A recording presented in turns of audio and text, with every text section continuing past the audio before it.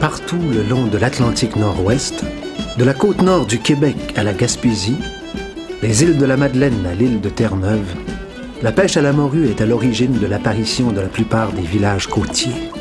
Pour des générations, elle est au cœur même d'un mode de subsistance, d'une manière de vivre, d'une façon de penser. Aujourd'hui, on irait jusqu'à dire d'une culture. Ici, on a vécu 500 ans au rythme des saisons, en harmonie avec le cycle migratoire des morues. Les eaux du golfe Saint-Laurent et du Grand Banc de Terre-Neuve étaient parmi les plus poissonneuses de la planète. La ressource paraissait inépuisable. Et puis l'impensable s'est produit. Les hommes ont vidé la mer. Le 2 juillet 1992, le ministre canadien des Pêches, John Crosby, annonce à la population des mesures jusqu'alors inimaginables. Effective at midnight tonight, there will be a moratorium on harvesting of northern cod until the spring of 1994. 6 generations down the line, passed down, and he's done nothing but S-H-I-T to us.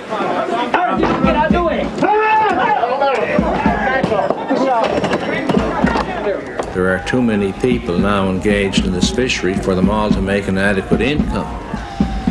Now, we're not proposing forcing anyone to do anything, but if we've got to have a moratorium... There's a lot of factors involved, I think, for the collapse. I'd say the biggest factor was probably overfishing. Il y a des drailleurs canadiens, il y a des drailleurs étrangers. Moi, ce que je comprends par drailleurs, c'est des gros drailleurs usines qui draillent pour des mois au large sur les bancs. C'est eux autres qui détruisent ça. Yeah. Spend more money in the gear and then... There's no need to abuse me. I'm not abusing you. I didn't abuse you. I didn't take the fish from the goddamn water. Well, who took it? You and your goddamn people took it. It's shocking to us as scientists. C'est choquant pour nous les scientifiques et c'est choquant aussi pour les pêcheurs, mais je crois que c'est nécessaire d'être choqué. C'est la bonne réaction. Si on ne réagissait pas comme ça, c'est qu'on aurait mal interprété ce qui est véritablement en train de se passer. It's a shock because, I mean, if you fish for 40 years or over 40 years and then someone comes and says that you're not allowed to do that again, you know, they got a lot of explaining to do. This situation is not our fault, Mr. Crosby. This situation is not my fault either. No, it's the government's mismanagement.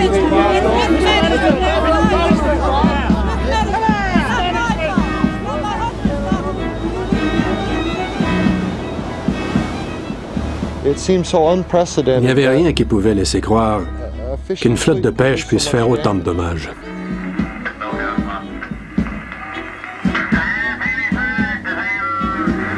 C'est un phénomène qui soit naturel ou surnaturel, appelons-le comme on veut, le phénomène. On ne sait pas ce qui s'est passé. Je pense qu'on ne saura jamais. Parce que là, il y a toutes sortes de bouleversements qui sont en train de se produire. Et puis, il n'y a personne qui est à l'écoute de ça. Il n'y a personne qui surveille ça. On n'a pas évolué comme on aurait dû avec la technologie et tout. La gestion n'a pas évolué avec ça. Puis à travers tout ça, on a laissé aussi les troupeaux de phoques augmenter.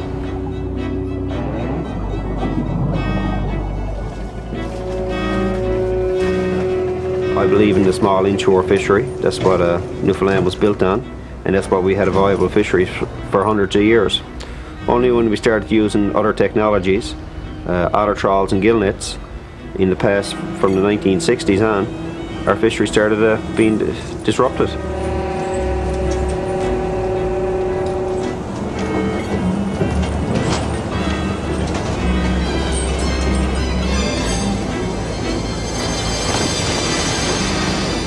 Then no one, literally no one, would have believed it would be possible.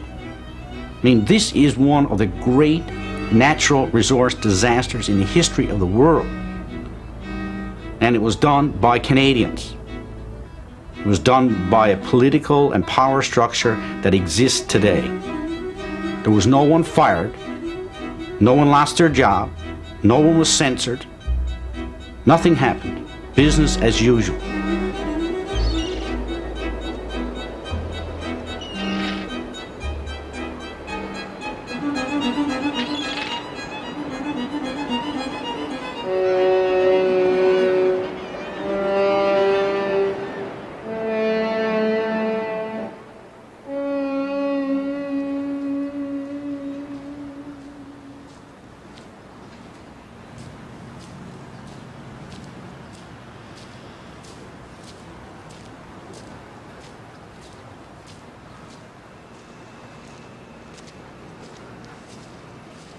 Ceux-là que vous voyez sur le slip aujourd'hui, c'est des bateaux qui sont coordonnés là, à passer le restant du moratoire sur la morue en cale sèche. À moins qu'il arriverait quelque chose là, qui serait souhaitable pour ces gens-là. Là.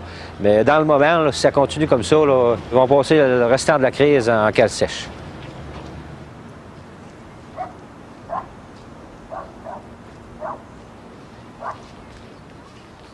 C'était une catastrophe parce que moi, personnellement, surtout, j'ai toujours dit que j'étais un des pêcheurs les plus touchés dans le Golfe. Je pense qu'en 89, j'avais 750 000 livres de poissons. Puis j'ai monté, pas longtemps après, à 1 450 000 livres. Le gouvernement n'a pas été correct là-dedans parce qu'eux autres, probablement, qui avaient la puce à l'oreille depuis un bout de temps s'ils voulaient faire une rationalisation. S'ils voulaient arrêter la pêche parce qu'ils savaient. Vous savez, M. Crosby commençait à en parler depuis un bout de temps. Puis ils nous avaient fait laisser croire, eux autres, rationalisez-vous. Rationalisez-vous, ça va bien aller. C'est pour ça qu'ils nous ont donné l'appartenance de nos contingents. Fait que moi, j'ai acheté des contingents pour me bâtir une entreprise solide et quelque chose qui avait de l'allure. À Saint-Jean, le nouveau ministre des Pêches, Brian Tobin, a annoncé la fermeture de nouvelles zones et la prolongation du moratoire pour une période indéfinie. Unless we as Canadians do what needs to be done to protect these resources, cod resources, groundfish resources, they will be lost for a great many years, if not forever. Cette décision touche plus de 600 ports de pêche au Québec et dans les provinces maritimes. 5 000 travailleurs viendront joindre les rangs des 30 000 chômeurs déjà existants.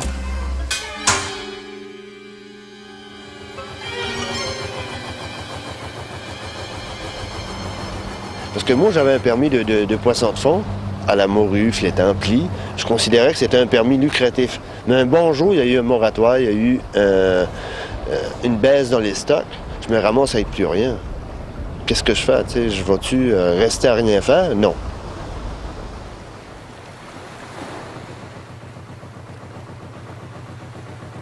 Pour venir en aide aux pêcheurs et aux travailleurs d'usine, le gouvernement fédéral débloque un budget de 2 milliards de dollars. Le plan comprend un programme de rachat de permis. L'intention du gouvernement est claire, réduire de moitié le nombre de pêcheurs. Parce que j'aime pas dire que je suis arrêté puis que je suis payé pour être arrêté ou payé pour rien faire. Moi-même, j'aime mieux me lever le matin et avoir quelque chose à faire, du travail. Puis c'est pour ça que je suis à la pêche au mort aussi. Si je regarde les autres pêcheurs qui essaient de pêcher, ils vont essayer de pêcher le hareng un peu le printemps, un peu le maquereau l'été, tout ça. Mais finalement, ils payent des dettes. Ils payent finalement pour les personnes qui embauchent, mais il ne leur reste plus rien. C'est comme s'ils pêchaient pour rien du tout. Puis moi, de faire ça moi-même, j'aurais peur de m'écœurer complètement. Alors j'ai mieux pêché au homard, j'ai au moins 10 semaines de revenus garantis, et ensuite je vais voir si je peux pêcher un peu de flétan, un peu de pli, et pour pallier un peu, et garder aussi mon statut de pêcheur.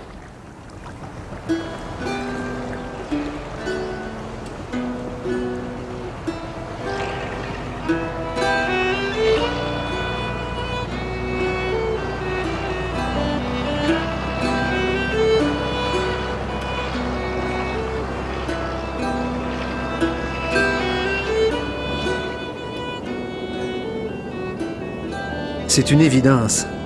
L'interdiction de la pêche aux poissons de fond menace de ruiner les économies locales. Mais il y a beaucoup plus. Un mode de vie, une culture risque de disparaître. Dans ces petits villages de la basse Côte-Nord, le temps s'est arrêté avec le moratoire, comme si la vie avait perdu son sens et le quotidien sa raison d'être. Et puis, il y a ce détail ressenti comme une insulte. Les habitants ne sont même plus autorisés à pêcher pour leur propre consommation.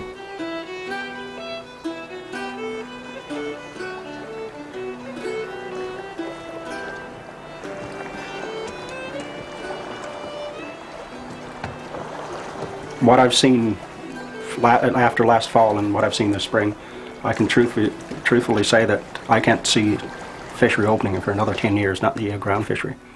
There's really very, very poor stock left there around this area. What is left is just miniature fish, tiny tomcods. And, I mean, what would be the point of staying around here? For myself, I just have a ground fish license and a herring license. And as you saw this morning, there's really a very small future for just the herring. I wouldn't be able to make a go of it, just herring fishing.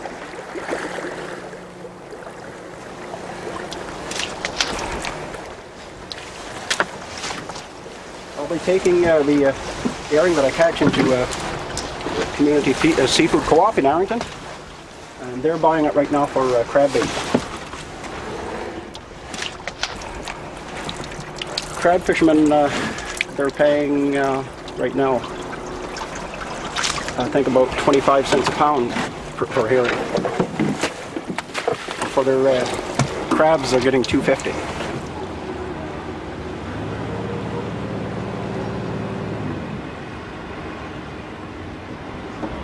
Quelques usines de transformation du poisson réussissent tout de même à survivre. Elles fonctionnent une dizaine de semaines par année grâce au crabe des neiges. Depuis la fermeture de la pêche au crabe d'Alaska, le marché japonais s'est rabattu sur le crabe des neiges, ce qui a entraîné un bond prodigieux des prix. Cette situation souligne une nouvelle disparité entre les pêcheurs de mollusques et de crustacés, de plus en plus riches, et ceux qui ne détiennent qu'un permis de pêche aux poissons de fond.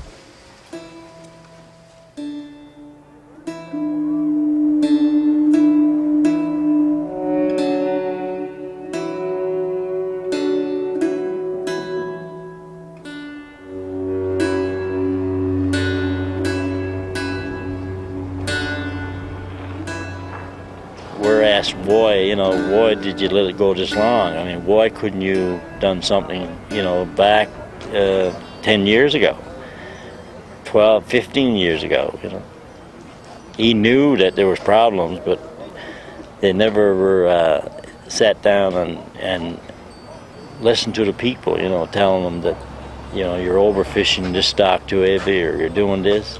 They always looked at the company side of it, the people got to work, but there's nobody working now, so why couldn't you work 8 months and let the fish spawn for the next 4?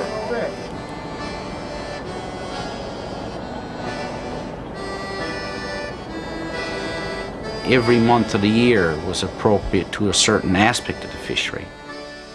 I mean, this would be the time when the trap fishery would be coming to a close, and there'd be certain tasks associated with that. And, there'd be tasks associated with the fall and the winter. When you take that away from people, and give them, soaps on the TV or something, I mean, you've done something fairly fundamental.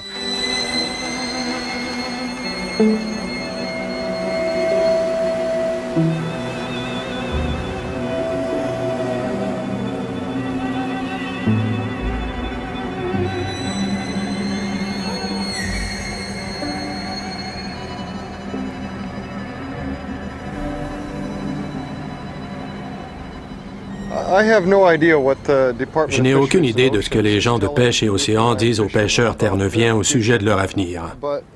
Mais s'ils leur laissent croire qu'ils pourront pratiquer une bonne pêche à la morue au cours de leur vie, ils les induisent en erreur.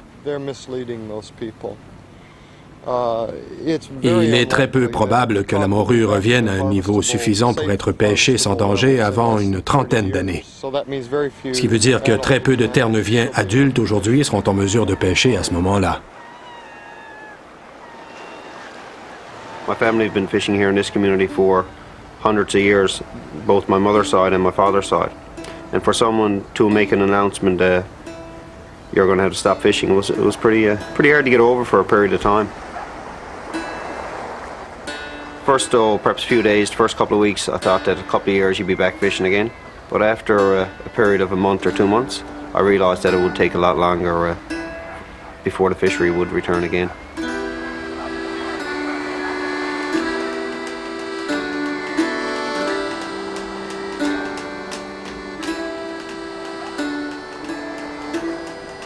Depuis le 15e siècle, le Grand Banc au large de Terre-Neuve attire de nombreux navires de partout en Europe. Jusqu'aux années 40, la pêche en haute mer se pratique simplement à l'aide d'une palangre, c'est-à-dire une ligne munie de plusieurs hameçons. À longueur de journée, les pêcheurs, à bord de leur doris, remontent les lignes et puis les rejettent à l'eau.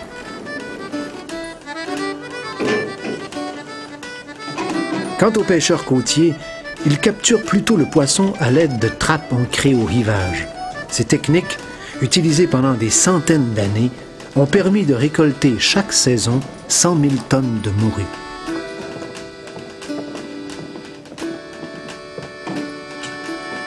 La morue salée et séchée occupe une place de plus en plus importante dans l'alimentation des Européens. Elle acquiert une grande valeur commerciale et les récoltes auraient quadruplé au cours du 19e siècle.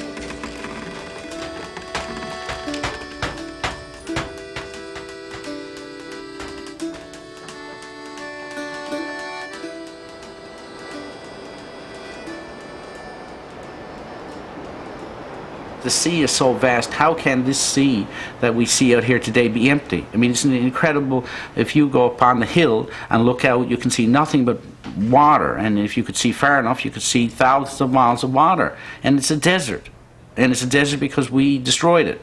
And that's an incredible concept to get across to people. I mean, they just, when they look out, they see this blue sea, and it looks the same as the last time they saw it. But it's fundamentally changed.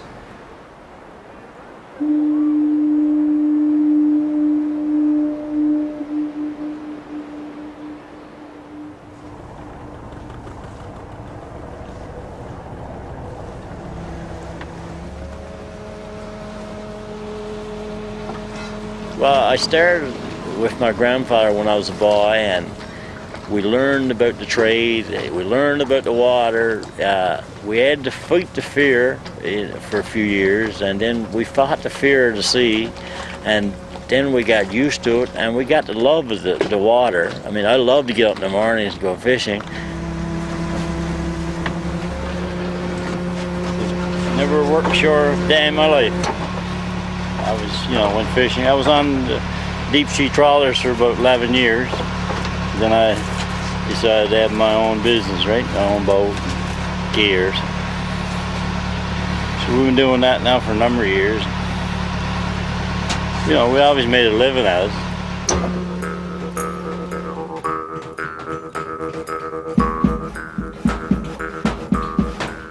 But I would say that if I was going to name this boat, I would call her I'm Trying. Because Jim Decker is really trying to do something here, and I would like to see not only one boat go down this slipway, I'd like to see 2 or 3. And probably in the next 5 or 6 years, if we had 10 or 12 boats like this, probably a bit bigger. May God bless you and all who sail in her.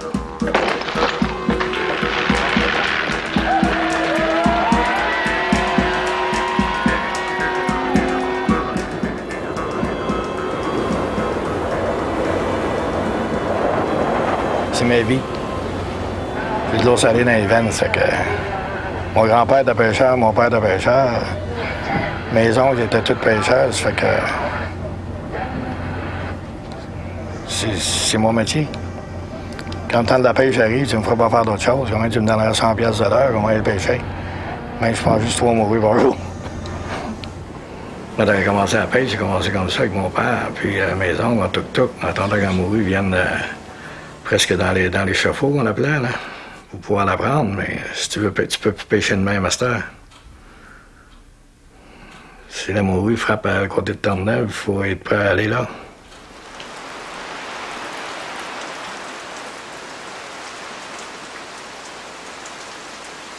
Well, this is when the gill nets came in the 60s, people started using them around their own communities. So people, like, you know, started getting good catches. But then when the catches started going down, they looked for bigger boats to go further and further. Like, you know, they went 10 miles off, and then they went 50 miles off, and then they used to go 200 miles off. But they started getting bigger and bigger boats all the time for going off further. Au cours des années 40, un nouvel engin de pêche voit le jour. Le chalut, un filet qui racle le fond de l'océan à la manière d'un dragueur. Vers la fin des années 50, la flotte de chalutiers étrangers sur le Grand Banc augmente continuellement et beaucoup plus vite que la flotte canadienne. En 1968, la récolte de morue atteint un sommet, près de 1 800 000 tonnes. Par la suite, les stocks déclinent rapidement. Believe it or not, in 78, you know, our cod fishery was bad at that time too, eh?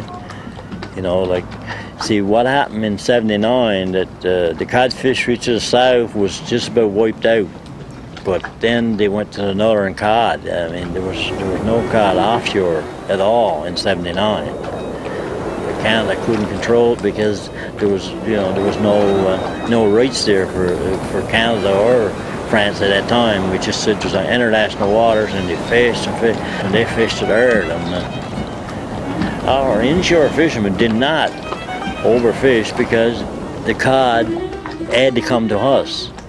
You know, we didn't go to the cod, but the factory ships went on St. Peter Bank and took this cod, and this is what brought our cod down like it is today.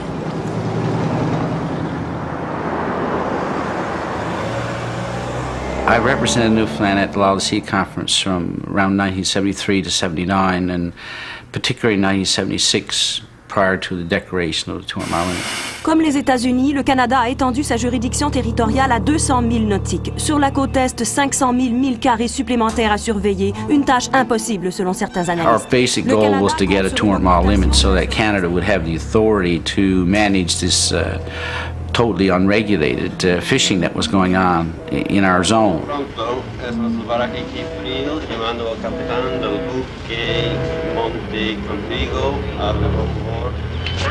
The government of Newfoundland wanted the zone extended to the edge of the continental shelf, which would incorporate the nose and tail of the Grand Banks, because we felt at the time that the foreign fleets would sit outside and basically try to fish unregulated.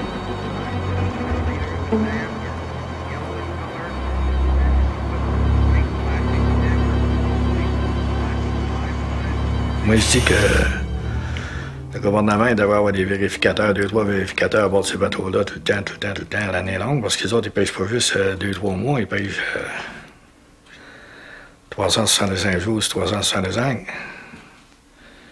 Puis ils prennent un seul drailleur peut prendre plus de morue dans une semaine que tous les pêcheurs de la baleine d'une saison. Pour la première fois dans l'histoire des pêcheries, le gouvernement canadien a décidé d'appliquer ces lois en procédant à l'arrestation d'un navire espagnol en eau internationale. Depuis des années, et malgré les objections du Canada, les navires européens continuaient de défier les ententes établies par l'Organisation des pêches de l'Atlantique Nord-Ouest. Les pêcheurs, comme les politiciens, blâment maintenant les pays de la communauté européenne pour l'écroulement des stocks de poissons de fond. Selon le syndicat des pêcheurs, si les chalutiers européens retournent aujourd'hui chez eux, c'est parce qu'il n'y a plus de poissons. On pense qu'on aurait pêché quelque chose comme 70% du stock lors de la dernière période de pêche. Ce qui veut dire qu'on aurait pêché 10 fois plus que ce que la ressource était capable de supporter.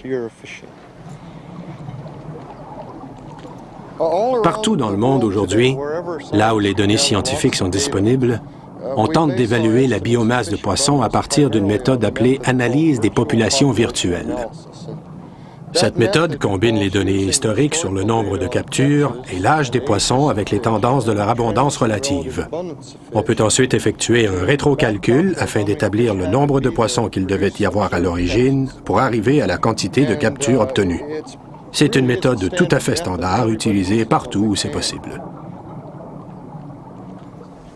À la fin des années 70, les stocks de morue avaient gravement diminué en raison de la pêche étrangère. Le gouvernement canadien a alors commandé une importante recherche scientifique pour évaluer le nombre de morues qui restaient, avec l'objectif d'établir un plan de reconstitution des stocks. On a raté notre coup.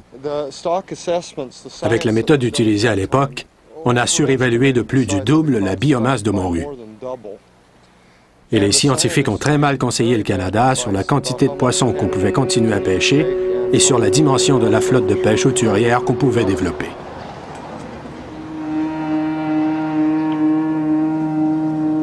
We as fishermen, you know, think that the science is wrong sometimes because they told us 5 years ago there was lots of fish and now they're telling us there's no fish. So, you know, they change their mind whatever they feel like as far as we're concerned. DFO scientists, and I don't think you can really blame them. They were pushed into making predictions and projections. And they estimated that the stock would recover very quickly, and that by 1986, in other words, in 9 years from the zone being declared, that there would be so much fish that the inshore fishery couldn't catch it all, and therefore we needed these draggers to catch all this fish because there'd be so much of it. Now this fish never materialized. And we put all this new capacity, this new dragger capacity on the stock and knocked it back down before it could properly recover.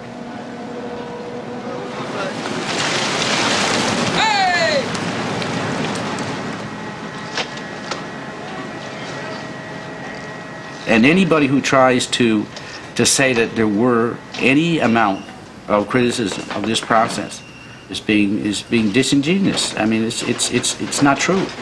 Everybody was living in the great. We were all having a great time raping the stock. Fishing in the dory in the morning.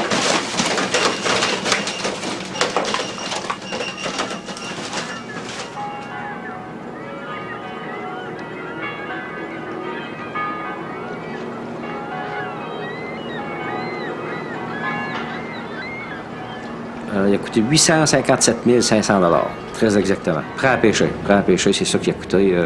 C'était faramineux à l'époque parce que, vous savez, il y avait des bateaux qui se construisaient peut-être 3 ou 4 ans, 4-5 ans avant ça, pour à peine 200 000 $. Puis on venait d'arriver d'un coup sec, là, parce que la demande était là, les constructeurs n'étaient pas fous non plus, puis il y avait des subventions de la part du gouvernement provincial et du gouvernement fédéral.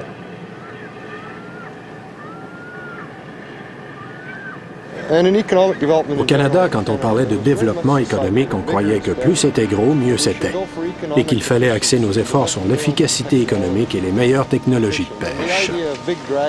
Des gros navires employant peu de personnes et utilisant la plus récente technologie pouvaient ramasser le poisson à peu de frais et de manière rentable. Cette façon de faire avait séduit de nombreux gestionnaires de l'industrie de la pêche et du gouvernement. Et pas seulement à Terre-Neuve, mais partout dans le monde. Les méthodes de pêche et les technologies les plus efficaces étaient garantes de succès. Eh bien, nous savons aujourd'hui à quel point c'était stupide. À quel point cette méthode de gestion des pêches n'avait pas la moindre perspective d'avenir. Well, I think we fouled our own nest, and up until 1977, Canada did not have a powerful dragger fleet. It had a dragger fleet that could basically operate in ice-free waters, and it didn't have any capability of fishing on the spawning grounds. That was where the main fishery by the foreigners was. I mean, that's when the West Germans and the East Germans and the Poles and the Russians had very large ice-breaking draggers.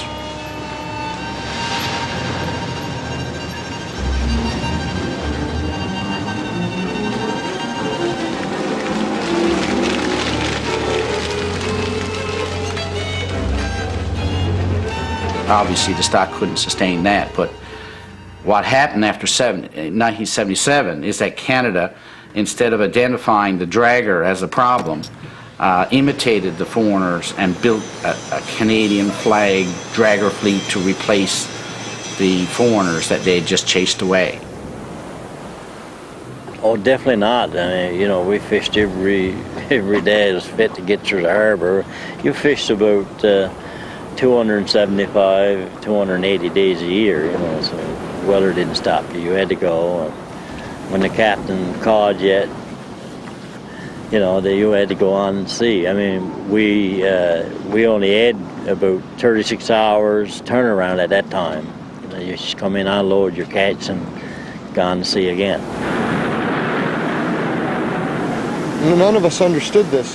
Avant la crise, aucun d'entre nous ne s'était rendu compte qu'il y avait une faille à cette méthode.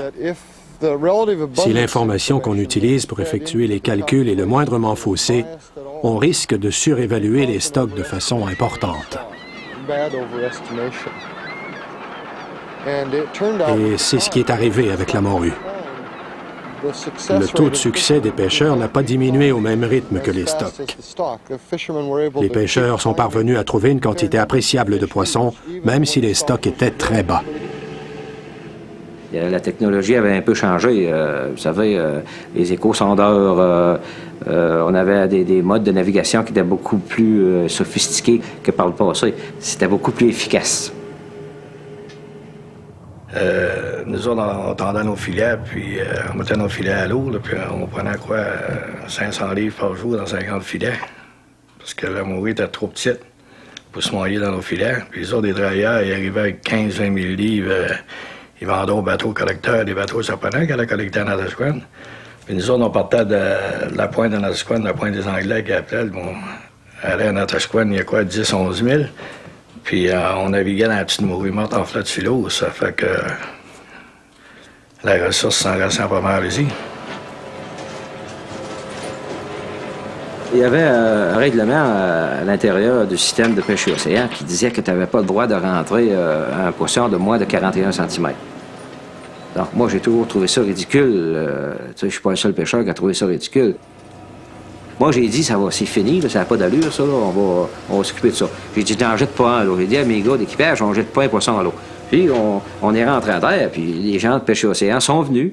Puis, je me suis fait saisir mon voyage. Mais tu sais, c'est quand même ridicule, c'est d'essayer, quand tu te bats avec une machine comme pêche océan, pour essayer de faire comprendre le bon sens. Parce que quand ils sont revirés de bord à l'automne 91, ils sont aperçus qu'il manquait près de 30 000 tonnes métriques dans la ressource. Ils ne trouvaient pas. Moi, je leur ai dit, votre 30 000 tonnes, c'est du poisson que votre système, vous avez fait jeter à l'eau. Il était là, le poisson. L'autre, on savait ce qu'il était. Eux autres ne le savaient pas parce qu'on ne le déclarait pas.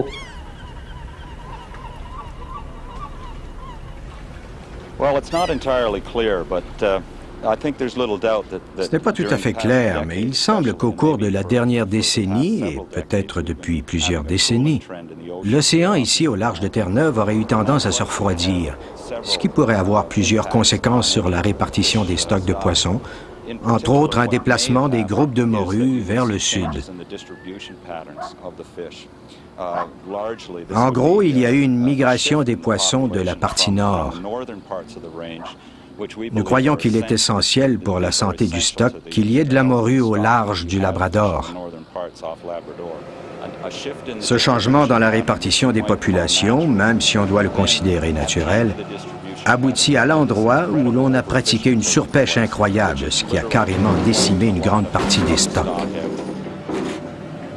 Well, the government of Canada knew in 1986, in November of 1986, by way of a thorough analysis by their scientists, that they were overestimating the stock by 100%.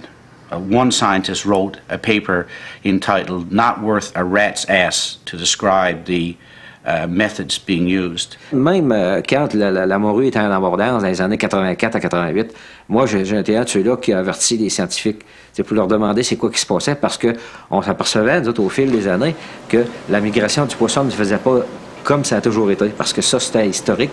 Tu pouvais t'en aller à une telle place, tu étais sûr, tu vas prendre de la morue. Les saisons étaient beaucoup plus courtes. On a alerté les scientifiques, puis eux autres, ils nous disaient non, c'est l'effet du hasard, il n'y a pas de problème pour les stocks de poissons.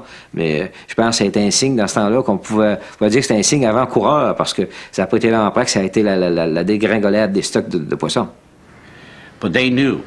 Now, why did they suppress that information?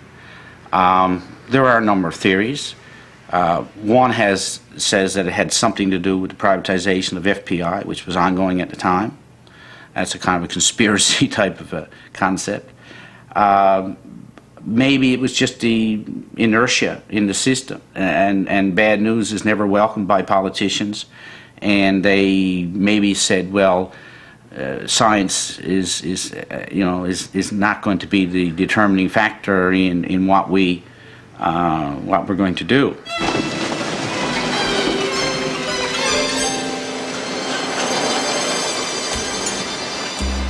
Au début des années 80, les gouvernements fédéral et provinciaux entreprennent une restructuration majeure de l'industrie.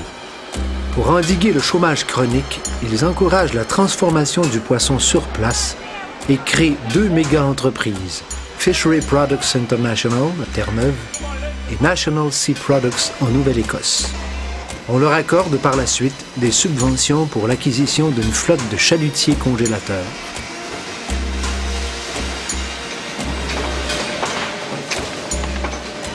Mais au Canada, il n'y a pas de marché important pour le poisson. La morue est alors surgelée et de ce fait se vend moins cher que le poisson frais. C'est donc à rabais qu'on cherche à écouler d'énormes quantités de morue sur le marché américain, où elle aboutit plus souvent qu'autrement en fish and chips et en burgers au poisson. Au bout de quelques années, cependant, la ressource ne parvient plus à soutenir cette exploitation intensive et tous les beaux principes de plein emploi s'effondrent.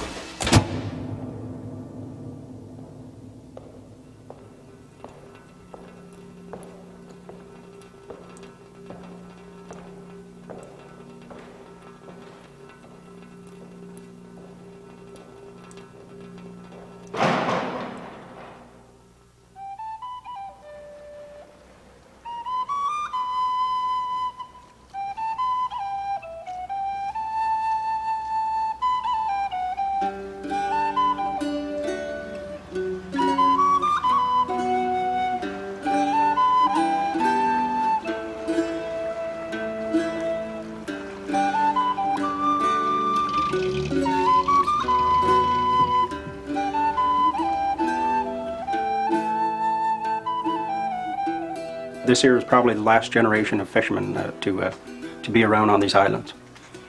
I mean, I'm not going to be pushing my son into a fishery that's not viable anymore. So he's not going to be here for sure.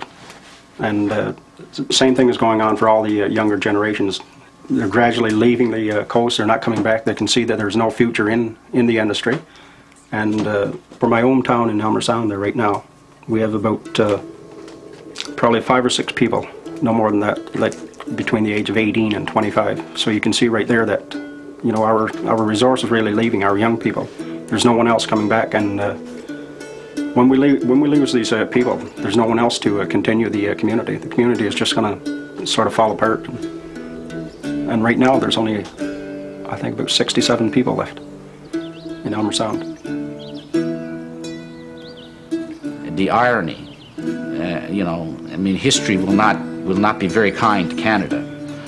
At the Law of the Sea Conference, all of the emotional speeches by Canadian representatives were on behalf of the small boat fishermen of Newfoundland and Eastern Canada, and how we had to have a 200-mile limit to protect these little people and save their traditional way of life and the outport way of life and all the rest of it. And that was the moral basis on which the 200-mile limit was claimed. But as soon as the zone was achieved, then the large corporate interests moved in and they established these large dragger companies. So it was quite immoral, I think, right from the start.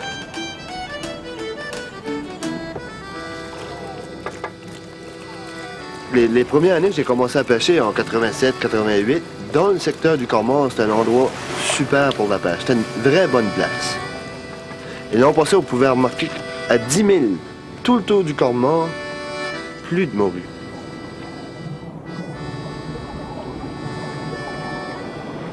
J'ai vu des phoques gris aussi prendre la morue puis monter à la surface pas loin de mes palanques puis juste manger le ventre de la morue. Et parti, laisser les restes là et parti. Puis des belles morues.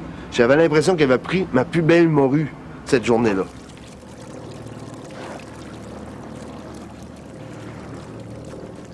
C'est depuis que le monde est mort qu'il se faisait de la chasse aux phoques. Puis ça prend un équilibre quand même, hein? Ça, tout le monde sait que ça prend un équilibre. Mais quand l'équilibre est plus là, c'est quoi qui se passe? La vedette française Brigitte Bardot s'en est à nouveau prise au Canada aujourd'hui lors d'une manifestation contre la chasse aux phoques devant l'ambassade canadienne à Paris. Elle accuse le gouvernement de subventionner le massacre des phoques. Avec l'embargo de 1983 contre l'importation de peaux de blanchon, la chasse commerciale s'est arrêtée. Depuis, on estime que la population de phoques a doublé pour se chiffrer à au-delà de 4 millions. I got a feeling now that DFO needs to really open the seal fishery, a way of controlling. It's a way of controlling the seal population. Depuis le début de la crise du poisson, Pêche et Océan a mis sur pied divers programmes de recherche pour mieux comprendre les enjeux écologiques du milieu marin. Compte tenu de la situation actuelle, on estime que les phoques pourraient jouer un rôle dans la fluctuation de la biomasse des poissons.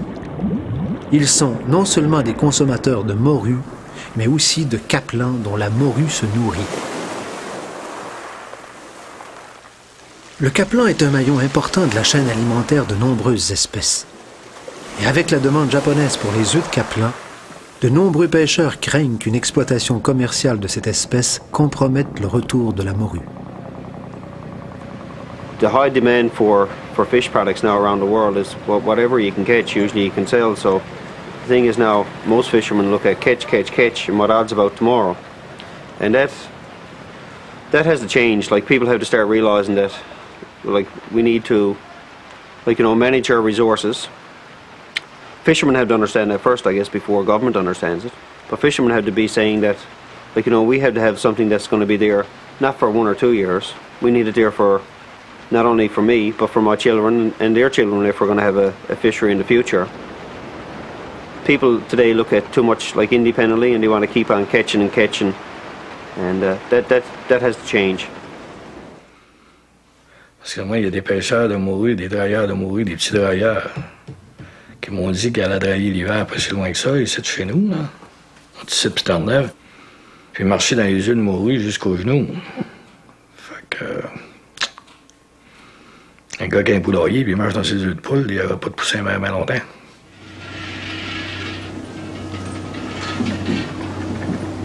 Everybody thought that fishing, that the impact of fishing on the ecology was simply a matter of counting the number of fish.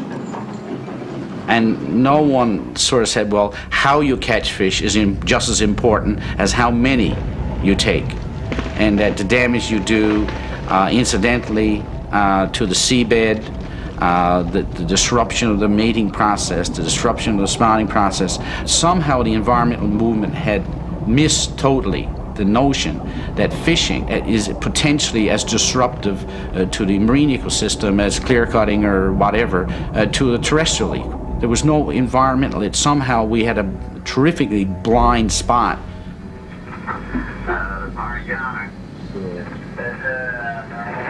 I'm not convinced that Je ne suis pas convaincu qu'on ait appris grand-chose à quelque niveau que ce soit. En tout cas, certainement pas assez.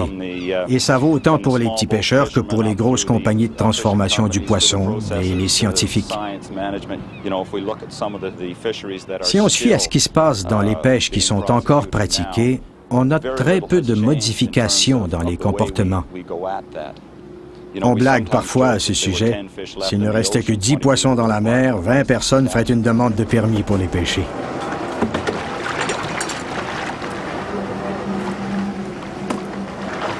On dit que j'étais chanceux, mais j'ai payé le prix pour... Parce qu'on a commencé à 25 cents le livre, il y avait des permis exploratoires. Puis on vendait le crabe à 25 cents le livre, tandis que les gars vendaient les morues presque aussi cher que nous autres. Dans ce temps-là, il y avait de la morue. Moi, j'ai déjà parti de cette île. Là. On prenait 5-6 000 livres de morue par jour. On venait pêcher au crabe, c'était d'aider à la baleine. Puis j'avais un meilleur prix pour la morue à cette île que j'avais pour mon crabe ici. Ben, j'ai dit, écoute donc, j'ai accepté le permis, il faut aller.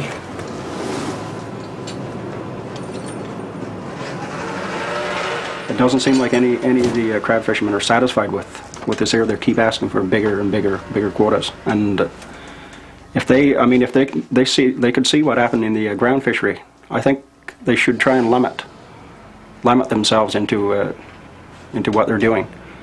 But right now, it seems like they want to grab it. They want to get quota, get the money right away, push it in the bank, and I mean, right there, it's over for them. J'ai un bateau de 520 000 $ à payer. Je fais à peu près pour le payer, mon bateau, à peine. Si je me reviens de bord et je leur donne ce qu'ils me donnent, le quota que j'ai, c'est où je vais aller. Je vais être obligé d'arrêter moi ici. À ce moment-là, tous les pêcheurs vont tomber. Vous savez, les pêcheurs, il ne faudra pas les perdre, hein? Parce que ça prend du monde pour faire de la pêche. C'est pas n'importe qui. C'est pas n'importe qui peut arriver dans le matin qui va dire qu'il va faire un pêcheur. Ça prend quelqu'un qui a les capacités de faire ça. Puis je pense qu'il y a des gens en place qui l'ont la capacité. Je ne sais pas s'ils vont être encore là dans 2-3 ans, ou dans 3-4 ans, ou dans 5-6 ans. C'est ça qui est regrettable. Le capital humain qu'on a en Gaspésie, en ce qui concerne la pêche, il faudrait le sauvegarder. Parce que ça ne s'apprend pas à l'école. They want to change for, like, you know, so we have a viable fishery. But I don't know if they're going to look at what technologies and different things that we need to have a viable fishery. Because there are so many players, and the thing is, usually the players that have the biggest say are the players that have a lot of money invested in the fishery and have the bigger boats, things like that. It's the bigger fishermen who are destroying. The smaller fishermen, you know, if they can get a yearly income, but not a great big income, but enough to sustain them, I think that's the way to go in the fishery. Not, you know, those big vessels to go out and catch up, you know, millions of pounds of fish and make perhaps a couple of $1 million one year, and then next year there's nothing left there. Je crois que la chose la plus importante que nous avons apprise du point de vue scientifique sur la conservation, c'est qu'il faut maintenir l'exploitation de la ressource à un niveau très bas. Sauf que les économistes n'aiment pas cette idée. Ils veulent qu'on pêche de la façon la moins chère et la plus efficace possible, mais ils ne connaissent rien à l'évaluation des stocks. Je dis qu'il faut arrêter de mêler les économistes à la gestion des pêches.